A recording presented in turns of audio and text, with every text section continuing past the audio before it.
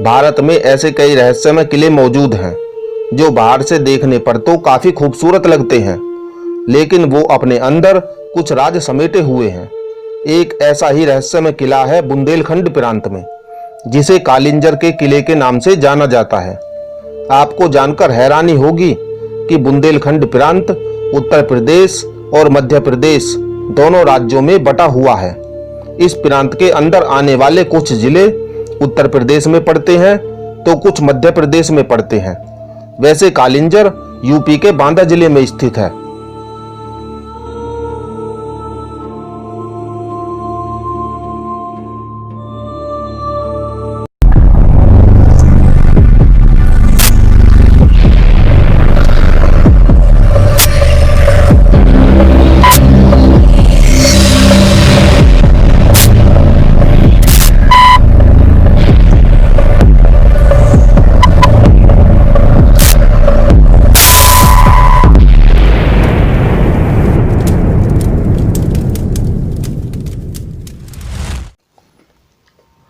कालिंजर का किला भारत के सबसे विशाल और अपराजेय दुर्गों में गिना जाता है। प्राचीन काल में यह दुर्ग जयशक्ति चंदेल साम्राज्य के अधीन था। बाद में यह 10वीं शताब्दी तक चंदेल राजपूतों के अधीन और फिर रीवा के सोलंकियों के अधीन रहा। इन राजाओं के शासनकाल में कालिंजर पर महमूद गजनवी, कुतुबुद्दीन ऐबक, शेर शाह सूरी और हुमायूं जैसे योद्धाओं ने आक्रमण किए, लेकिन इस पर विजय पाने में असफल रहे। कालिंजर विजय अभियान में ही तोप का गोला लगने से शेर शाह की मौत हो गई थी।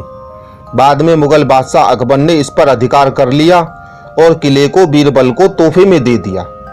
इस किले में कई प्राचीन मंदिर भी हैं।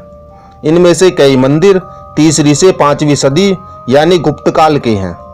यहाँ के शिव मंदिर के बारे में मान्यता है, सागर मंथन से निकले विष को पीने के बाद भगवान शिव ने यही तपस्या कर उसकी ज्वाला शांत की थी। यहाँ स्थित नीलकंठ मंदिर को कालिंजर के प्रांगण में सबसे ज्यादा महत्वपूर्ण और पूजनीय माना गया है। कहते हैं इसका निर्माण नागों ने कराया था। इस मंदिर का जिक्र पुराणों में भी है।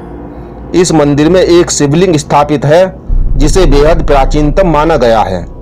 नीलकंठ मंदिर के ऊपर ही जल का एक प्राकृतिक स्रोत है जो कभी सूखता नहीं है।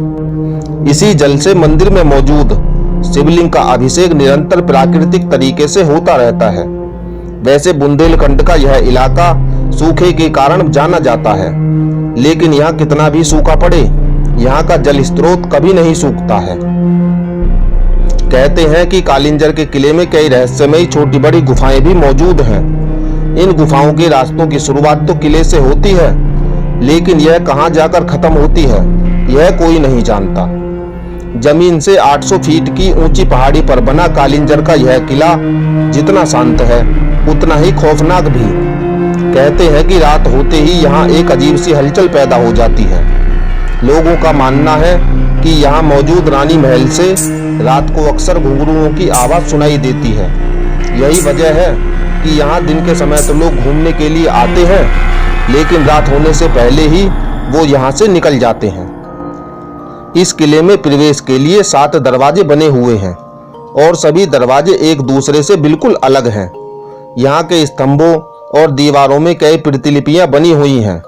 मान्यता है कि प्रतिलिपियों में यहाँ मौजूद खजाने का रहस्य छुपा हुआ है, जिसे अब तक कोई भी नहीं ढूंढ पाया है।